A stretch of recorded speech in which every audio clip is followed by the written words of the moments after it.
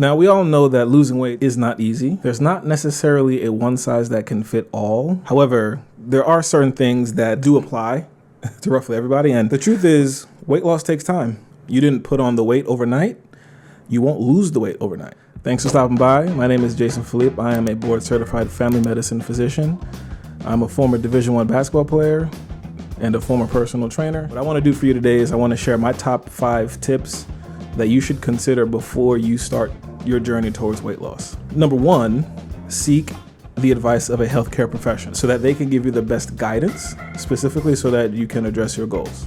Number 2, you really want to set realistic goals. That is extremely important. Do not get caught up in what you may or may not be seeing on social media. What you need to do is set smaller, achievable goals and making sure that your overall goal is realistic. And again, that sort of points to number 1, where you want to consult with a healthcare provider because they can help you set realistic goals so that when you do achieve your goals, you can be confident, you can be proud, and you can be happy about achieving them. If you set a goal way too far, you get obsessed with the end result as opposed to falling in love with the journey. And it really is about falling in love with the journey. The truth is, weight loss takes time. You didn't put on the weight overnight. You won't lose the weight overnight. So again, it's very, very important to set realistic goals. Don't fall into the trap of expecting immediate results. Definitely be patient with yourself. And it's okay if you fail and stumble. That is all right. Just recognize it's going to take some time, and that's okay. Nothing in life worth having comes easy, and nothing easy in life should be taken for granted. And if you want more advice about realistic goals or realistic expectations, check out my previous video where I talk about what to expect when you're trying to lose weight. And my next tip number 3, is you really want to look at your diet as well as your lifestyle. This is by far one of the most important, if not the most important. You'll be very surprised at how much personal accountability will really show you just how inefficient you're sort of attacking this journey. You'll see areas where you can be better. And if you really want to be as accurate as possible and you really want to approach this systematically and in a good way, you should really start off by tracking what you eat for at least 7 days. Don't change the way you eat normally. You also want to include alcohol consumption, soda consumption, etc. Everything.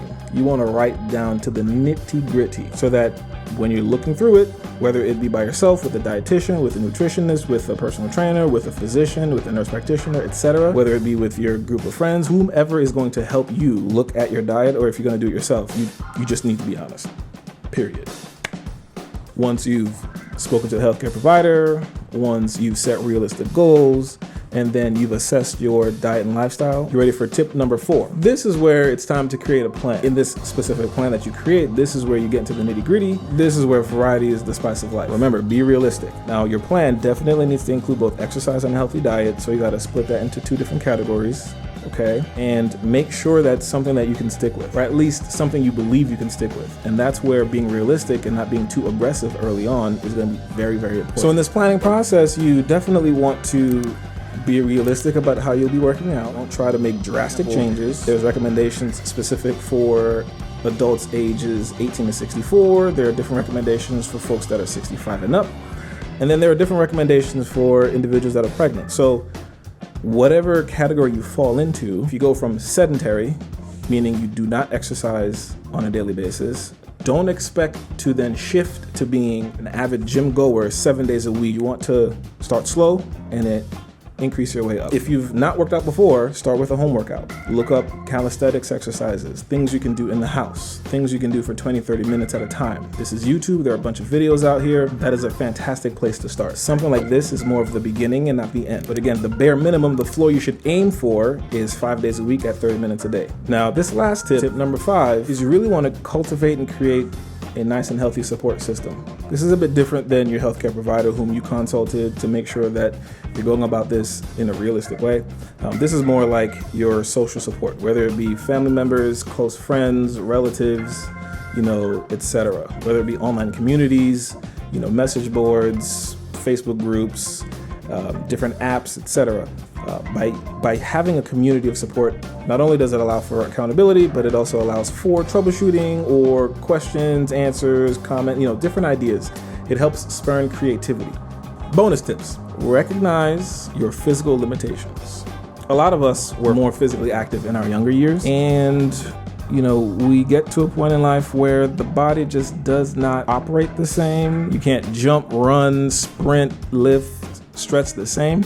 And you return back to an activity, whether it be a sport or something, etc. You try to do it, and your brain and your body don't connect. Oftentimes those things can limit us in terms of what we would want to do versus what we can actually do. You need to recognize that if you do have limitations, you just have to be creative and or be smart about how you approach getting back into shape, especially from a strength training or cardiovascular perspective. And that's where the healthcare provider can help you. And then the last tip, be okay with setbacks. You're gonna fail sometimes. You may not reach certain milestones in the timeline that you set for yourself, and that's okay. What's not okay is that you don't reach the milestone and then you just give up. By giving up consistently, you will never reach your goals. So what you need to do is recognize, hey, you know what? I messed up.